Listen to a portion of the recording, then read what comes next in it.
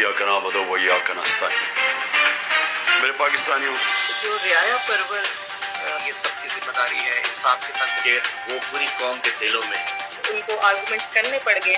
इमरान खान साहब बारहा मैं और आप यहाँ बैठ के आज पाकिस्तान में कारोबार खत्म हो शेयरिंग होती थी रात के टाइम। पाकिस्तान जिंदाबाद। बिस्मिल्लाहिर्रहमानिर्रहीम। आज का जी प्रोग्राम एक स्पेशल प्रोग्राम और उसकी वजह यह है कि जो स्पेशल ट्रीटमेंट हमारे लोगों के साथ हो रही है उसके बारे में हम ज़रूर बात करना चाहेंगे। इससे पहले भी हम बात कर चुके हैं और वैसे तो बिला इम्तियाज़ बिला तफरीक माशाल्लाह जिस किस्म का जुल्म तशद्दुद और फस्तायत इस मुल्क में जारी है उसकी तो ज़ाहिर है मुल्क की 75 साल तारीख में कोई भी मिसाल नहीं मिलती।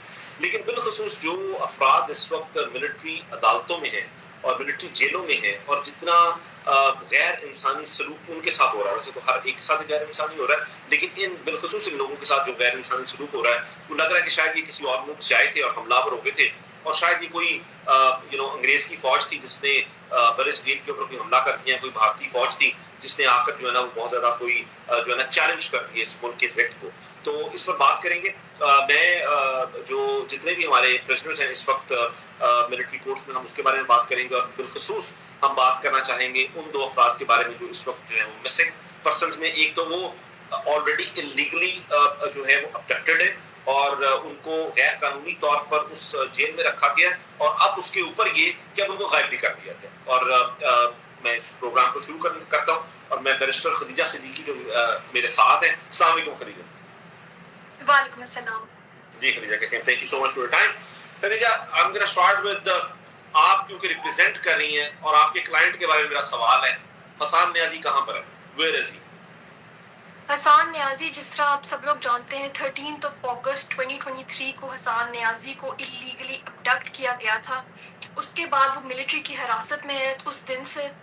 और अभी रिसेंट जो डेवलपमेंट है वो ये है कि मिलिट्री कस्टडी के जो जितने भी प्रिजनर्स हैं लाहौर में 28, उन सब की मुलाकात होती है थर्सडे वाले दिन। लेकिन इस थर्सडे क्या हुआ कि उनकी मुलाकात नहीं कराई क्योंकि वो उधर मौजूद ही नहीं थे। जो बाकी प्रिजनर्स थे उन्होंने अपनी फैमिलीज को बताया कि हसान नियाजी और मियां इबाद फारूक को इन्होंने कहीं कहीं ले गए और इस जगह पे वो अब नहीं हैं।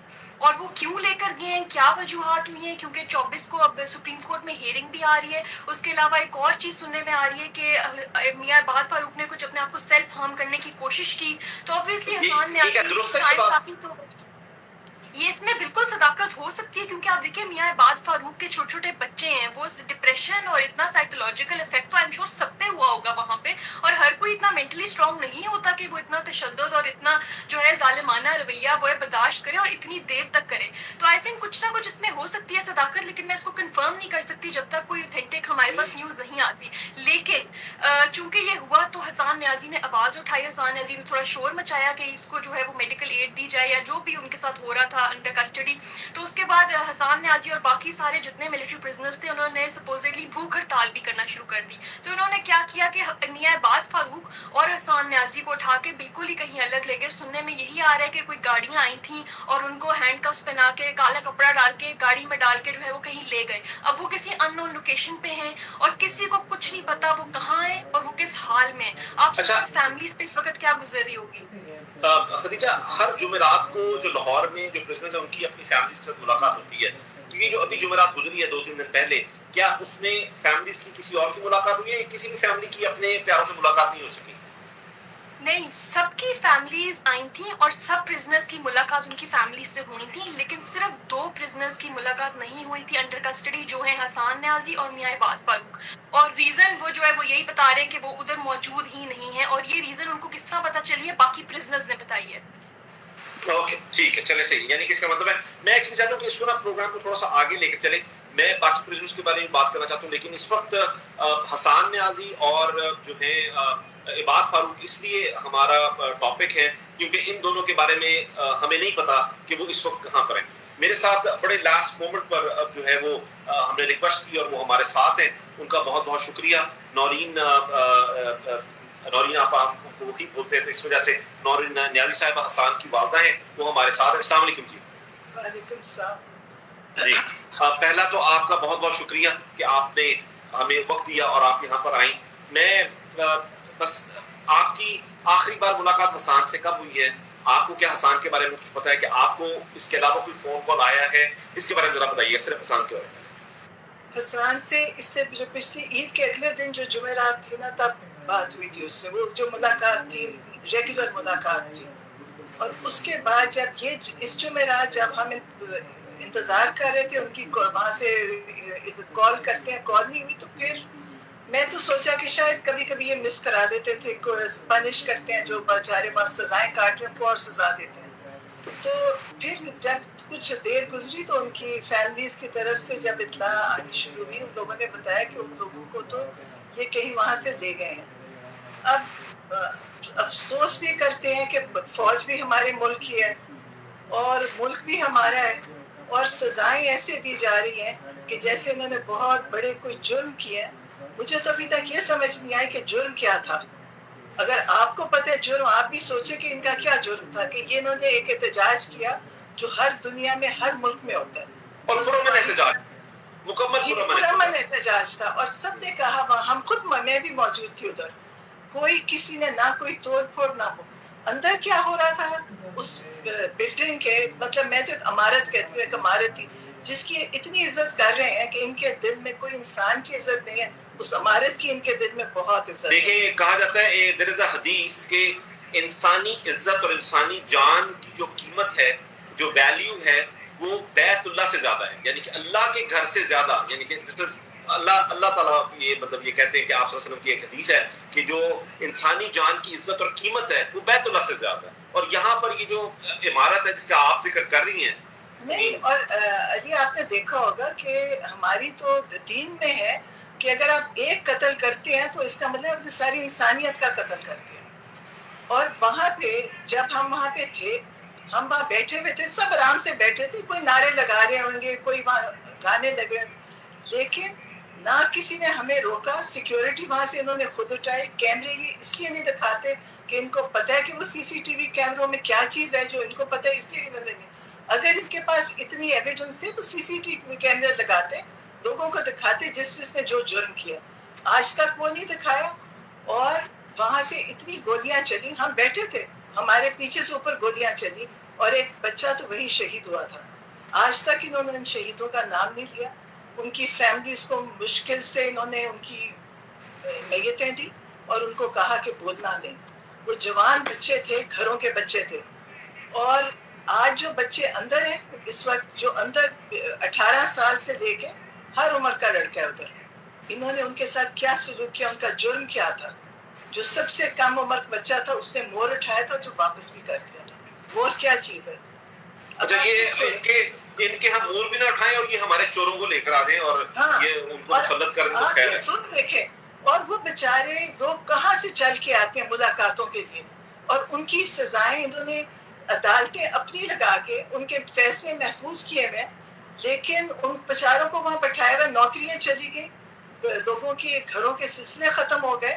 انہوں نے کسی نے نہیں پوچھا کہ ان کے ساتھ کیا. وہ یہ بار بار کہتے ہیں ایم عالم کا جہاز. ایم عالم نے تو بڑی بہادری کی تھی، وہ تو غازی تھا، لیکن اس جہاز کی کیا اہمیت ہے؟ ایک جہاز ہے، پتھر کا بے جان ہے نا، وہ تو بے جان مورتیاں ان کو سمجھے. ان کی عزت ہو رہی ہے، اور جو انسان ہے ان پہ فزیکل ٹارچر، ان کو شہید کر دیا گیا. ان کے گھروں میں ان کے جو تکلیفیں ہیں وہ ان کو اندازہ نہیں کہ کس کس طرح لوگ تکلیف کاٹ رہے ہیں، کیونکہ انہوں نے تو پتہ ہی نہیں کیا کہ پیچھے ان کے گھروں کے حالات کیا ہیں. تو یہ تو اتنا تکلیف دہ چیز ہے، پتہ نہیں، ہم نے کبھی سوچا بھی نہیں تھا ہم اپنے ملک میں اس طرح کی ہماری زندگی ہو جائے گی کہ نہ ہم اپنے بچوں کو انصاف دلا سکیں گے. کہ ایسے بھی لوگ یہاں سے جا رہے ہیں، لوگ صحیح کہتے ہیں کہ ان کافروں کے ملک میں ان کے اندر ان کا امن اور ان کی انسانیت زیادہ ہے. انہوں نے تو اپنے ملک کو خراب کر دیا. اچھا میرا خدیجہ، کتنی ٹائم ہو چکا؟ تقریباً آلموسٹ 1 سال ہونے کو آ چکا ہے. یہ لوگ جیلوں میں ہیں، جیلیں بھی کاٹ رہے ہیں. وہاں پر ایک کرنل صاحب آتے ہیں، وہ آ کر اپنی کاروائی بھی کرتے ہیں. ٹرائل بھی مکمل ہو چکا ہے. ابھی آگے لے کر جانا کہاں پر چاہتے ہیں، کرنا کیا چاہتے ہیں اس کے ساتھ؟ اور سول عدالتوں میں 24 تاریخ کو سپریم کورٹ میں ہیئرنگ ہے، اس کے بارے میں بھی تھوڑا سا بتائیے. اور اب تک جو کیس کی ڈیولپمنٹ ہے، اگر ہم صرف حسان کی ہی بات کریں تھوڑی دیر کے لیے، اور اس کے بعد میں چاہتا ہوں کہ آپ بقیہ جتنے بھی پریزنٹس ہیں ان کی بھی بات بتائیں. اور میں حسان کی اس وجہ سے کہہ رہا ہوں کیونکہ ان کو لے کر یہ کافی زیادہ غصے میں ہے، غم و غصے کا یہ اظہار کرتے ہیں اس وجہ سے, اور آپ ان کے لوئل بھی ہیں. پلیز. دیکھیں سب سے پہلے تو ان کو یہ چاہیے کہ جو فیملیز ہیں ایٹ لیسٹ حسان نیازی اور میاں عباد فاروق کی فیملی کو, اب اتنے لوگوں نے شور مچا دیے, اتنا ایمبیگوٹی ہے ایز ٹو وہ کہاں ہیں, ان کے ویئر اباؤٹس کہاں ہیں, تو ایٹ لیسٹ ان کو یہ چاہیے کہ یہ ایک کال کر کے فیملی سے بات کرا دیں کہ جی آپ کے جو بچے ہیں, آپ کے بیٹے ہیں, وہ بالکل ٹھیک حالت میں اور وہ ہماری کسٹڈی میں ہمارے پاس سیف ہیں. ایٹ لیسٹ اتنا تو حق بنتا ہے, یہ انسانی حقوق ہیں. یہ جیل جو پرزن ہوتی ہے ان کی کسٹڈی جو ہے ان ساری پرزنرز کی وہ ملٹری کسٹڈی ہے, تو they are responsible for their lives. تو وہ کسی قسم کی ایسی کوئی چیز جو ہے ان کو نہیں کرنی چاہیے اس سٹیج پہ آ کے. شروع میں تو چلے انویسٹیگیشن انٹیروگیشن ان کی چل رہی تھی اور بڑی سویر قسم کی انٹیروگیشن چل رہی تھی, اور کیا کیا سلوک ہوا وہ تو ہم سب نے دیکھا ہی ہے. اس کے بعد اب ہم بات کریں اگر 24 کی ہیئرنگ کے بارے میں, تو 24 کو سپریم کورٹ نے ڈیسائیڈ کرنا ہے آیا یہ ملٹری ٹرائل جو 105 لوگوں کے آل اوور پاکستان جو انہوں نے لوگوں کے ٹرائلز کیے ہیں یہ کانسٹیٹیوشنل ہیں یا یہ غیر آئینی ہے. اس کا جو فیٹ ہے ان سارے ٹرائلز کا وہ سپریم کورٹ ڈیسائیڈ کرے, اور اس کو جو ہے نا فائنلی دفن کر دے کہ بھئی یہ ڈیسائیڈ ہو گیا ہے کہ آئندہ کے بعد سویلینز کو کبھی بھی ملٹری کورٹس میں ٹرائل نہیں کیا جائے گا کیونکہ یہ غیر آئینی ہے. اب لوگ بڑی بات کرتے ہیں, لوگ کہتے ہیں کہ جی پی ٹی آئی کی حکومت میں تو بڑے ملٹری ٹرائلز ہوئے تھے. اگر آپ کو یاد ہو اے پی ایس کے واقعے کے بعد 2014 سے لے کے 2019 تک ملٹری ٹرائلز, سویلینز کے ملٹری ٹرائلز کو آئینی تحفظ حاصل تھا. اب ایسا کوئی امینڈمنٹ نہیں ہوا, اب کی کوئی تحفظ حاصل نہیں ہے, لہٰذا یہ سارے ٹرائلز غیر آئینی ہیں. تو انہوں نے ریٹروسپیکٹیولی سزائیں دی ہیں, وہ جو لاگو کیے انہوں نے سیکشنز وہ لاگو ہوتے ہی نہیں ہیں. انہوں نے امینڈمنٹ کی آفیشیل سیکرٹ ایکٹ میں, اور کیا کیا اس میں ناانصافی ہو رہی ہے اس کے تو اگر میں بات کرنا شروع کروں تو وہ تو اینڈلیسلی میں کرتی جاؤں.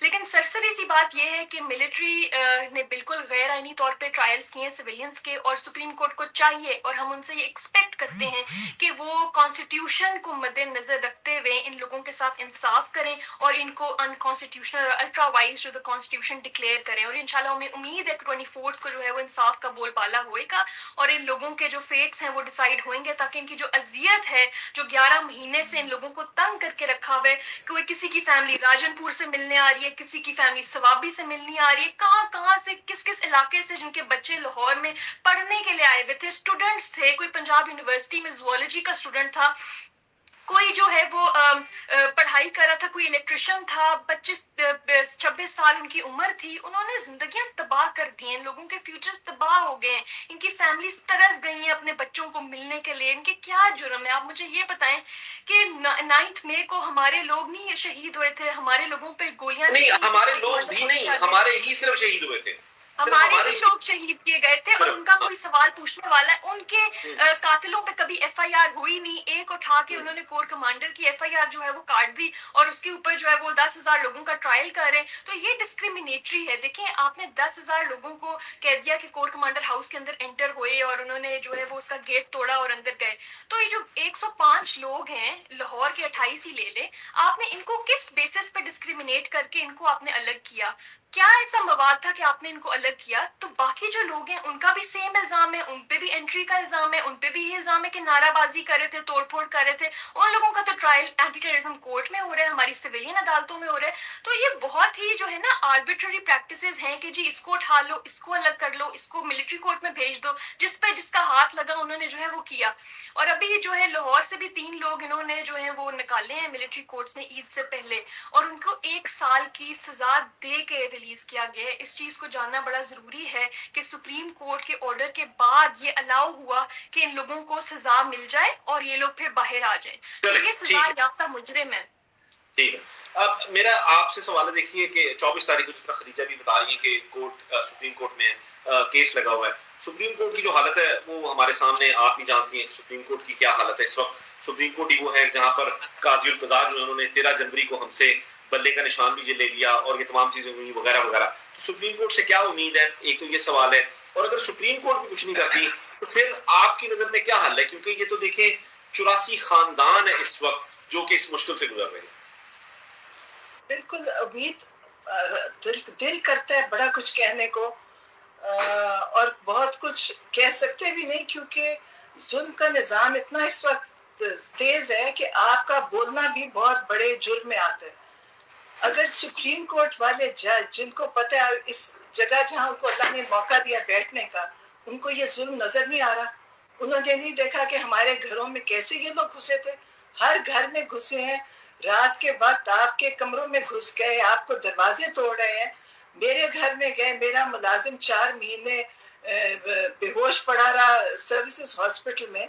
मतलब हमारा क्या क्या कुछ हुआ। ड्राइवर मेरा 10 महीने जेल काट के निकला, उसको कोई कॉम्पनसेट इन्होंने किया कि क्यों उठाया था उसको? क्योंकि वो ड्राइवर था हमारा, मतलब उसका जुर्म था कि वो हमारे घर में रहता है। तो ये इन्होंने, इनको कोई किसी का हिसाब नहीं देंगे, कोई इनको नहीं पूछेगा कि इन्होंने किस और जितने लोग आते थे, जो लोग घर में घुसे, उनके ऊपर ना वर्दी थी ना कुछ, चादरें पहनी थी। अब मुझे तो लगता है कि अगर ये डाके डाले या वो हमारे घर से कैमरे तोड़े, कैमरे ले गए, डब्बा ले गए, फोन लोगों के सबके मोबाइल, मुलाजमों के मोबाइल ले गए, कोई इनका हिसाब किताब नहीं है कि पुलिस ने इतने मोबाइल जमा करके किए क्या। इसका मतलब है चोरी चकारी सबकी इजाजत इन्होंने दी, और उसके बाद जुर्म भी इनके हैं। आज इनको पकड़े, यकीन करें लोगों के अंदर जो नफरत है ना, उसकी इंतहा है इस वक्त। इनको अंदाजा ही नहीं है कि लोगों के दिलों पे क्या इस वक्त चल रहा है। लोग ये आसानी से नहीं भूलेंगे। इनका ख्याल है ये जो बच्चे जिनके साथ कर रहे हैं, ये आपका ख्याल है ये भूल के निकलेंगे या ये इनकी मोहब्बत में निकलेंगे? आपका और इनकी जो खानदान है, इनके मतलब इन्होंने सोचा ही नहीं कि इन्होंने मुल्क को कहाँ पहुंचा दिया। और मुल्क के साथ इन्होंने मुल्क के साथ जो किया ना, अफसोस वो होता है जब और जब हिंदुस्तान नहीं होता था ना, अभी जब हिंदुस्तान करता था तो हमें फर्क नहीं पड़ता था। देखिए हम कहते थे हिंदुस्तान है, जुल्म हो रहा है कश्मीर में। अभी लोग बताते हैं कि कश्मीर में भी वो नहीं हुआ जो यहाँ पे हुआ। हमने कश्मीर का सुनते थे, वो कहते कश्मीर में भी इतना बुरा हाल नहीं था जो हमारे हुआ। आपकी फोन कॉल्स, आपकी हर चीज, आपकी बात ही नहीं कर सकते। आपका फोन से भी आपको ये आगे पकड़ लेंगे, आपके घर में ये घुस जाएंगे। अब मेरे घर में इन्होंने किचन से लेके फ्रिज से लेके हर चीज खोली। अगर वहाँ कोई डिवाइसेस